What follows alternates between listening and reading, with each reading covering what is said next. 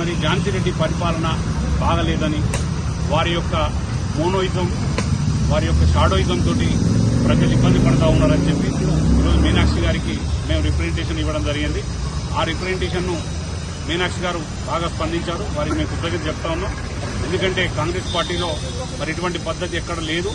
మరి క్రమశిక్షణ లేని వ్యక్తులు, ఒక సిటిజన్షిప్ లేని వ్యక్తి ఈరోజు మా మీద మోనోపలి చేస్తూ ఉన్నదంటే అది కరెక్ట్ కాదు. అధిష్టానాన్ని కూడా మోసం చేసింది.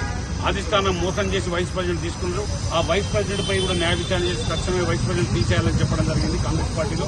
ఎందుకంటే సిటిజన్షిప్ లేని వ్యక్తులకు మన బైలాలో లేదు, కాంగ్రెస్ బైలాలో వైస్ ప్రెసిడెంట్ ఇవ్వడానికి వీల్లేదు. సిటిజన్షిప్ ఉన్నదని చెప్పి కాంగ్రెస్ అధిష్టానాన్ని కూడా మోసం చేయడం జరిగింది.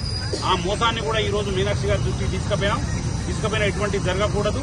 మరి ఎందుకు ఈ పద్ధతిలో జరుగుతూ ఉన్నది, ఇంతమంది సర్పంచులు ఓడిపోవడానికి కారణం ఏందని చెప్తే వారికి చెప్పడం జరిగింది.